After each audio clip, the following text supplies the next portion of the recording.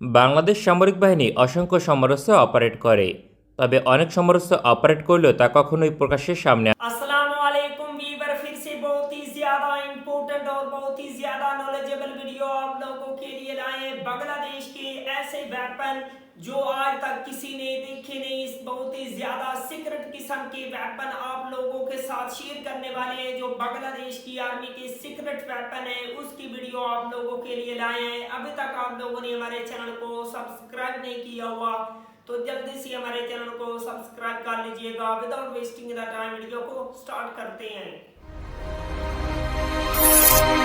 বাংলাদেশ সামরিক বাহিনী অসংখ্য সমরাস্ত্র অপারেট করে, তবে অনেক সমরাস্ত্র অপারেট করলেও তা কখনোই প্রকাশ্যের সামনে আনে না। এমনই কয়েকটি সমরাস্ত্রের তালিকা এবং তার সক্ষমতা তুলে ধরব আজকের প্রতিবেদনে। এই তালিকায় অস্ট্রিয়ার তৈরি এসটিআরএক অ্যাসল্ট রাইফেল অন্যতম। বর্তমান বিশ্বের সবচেয়ে আধুনিক রাইফেলগুলো তালিকা করলে এসটিআরএক প্রথম সারিতে থাকবে। বহু বছর থেকে বাংলাদেশ সেনাবাহিনী সীমিত পরিসরে এই রাইফেল অপারেট করে।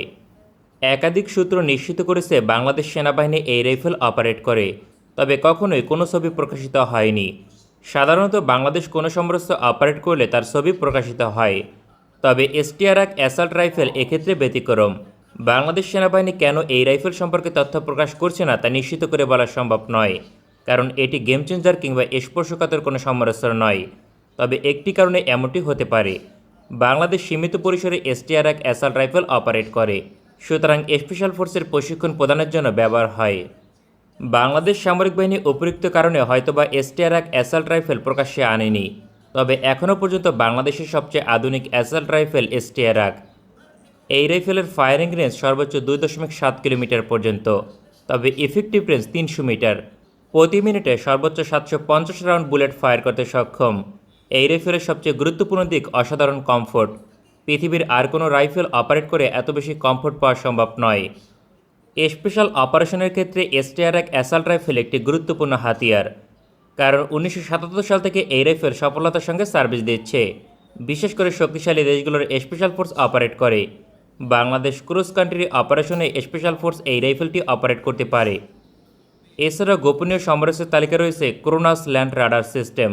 বাংলাদেশ বিমান বাহিনীর জন্য 2019 সালে ইটালি থেকে এই রাডার সিস্টেম অর্ডার করে, তারপর থেকে আর কোনো তথ্য পাওয়া যায়নি। তবে ইতিমধ্যে এই রাডার সিস্টেম অপারেট করে বাংলাদেশ বিমান বাহিনী। 2019 সালে বাহরাইন এয়ার শোতে রাডার সিস্টেম ক্রয়ের চুক্তি স্বাক্ষরিত হয়। বাংলাদেশ প্রতিরক্ষা দপ্তর এই রাডার সিস্টেম ক্রয়ের বিষয়ে তথ্য প্রকাশ না করলেও লিওনার্দো কোম্পানি বিষয়টি নিশ্চিত করে। 2021 সালের মাঝে এই রাডার সিস্টেম ডেলিভারি পাওয়ার কথা, তবে কোন অঞ্চলে এই রাডার সিস্টেম মোতায়েন করেছে তা আজও প্রকাশিত নয়। ক্রোনাস একটি মোবাইল রাডার সিস্টেম, যখন যেই অঞ্চল অধিক ঝুঁকিপূর্ণ মনে হবে ওই অঞ্চলে মোতায়েন করবে।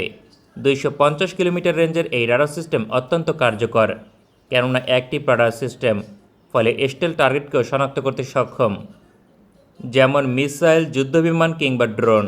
সকল ধরনের টার্গেটকে শনাক্ত করতে পারে ক্রোনাস ল্যান্ড রাডার সিস্টেম।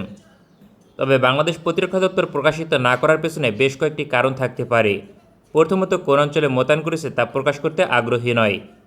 যেহেতু মোবাইল রাডার সিস্টেম যে কোনো অঞ্চলে মোতায়েন করা সম্ভব, হতে পারে মিয়ানমার সীমান্তে অথবা ভারতের সঙ্গে গুরুত্বপূর্ণ কোনো সীমান্তে মোতায়েন করেছে, ফলে তথ্য প্রকাশ করলে শত্রু দেশের ওপর নজরদারি করা কঠিন হবে।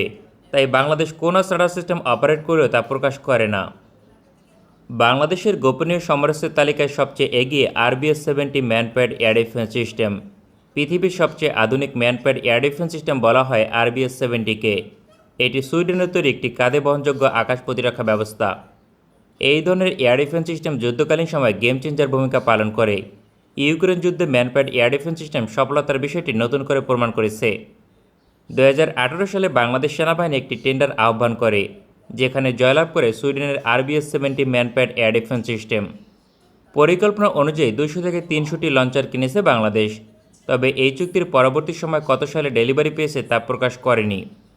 একই সঙ্গে কোনো ধরনের ছবি প্রকাশ করেনি বাংলাদেশ সেনাবাহিনী। পৃথিবীর সেরা man portable air defence system ক্রয়ের বিষয়টি গোপন রাখার অসংখ্য কারণ থাকতে পারে।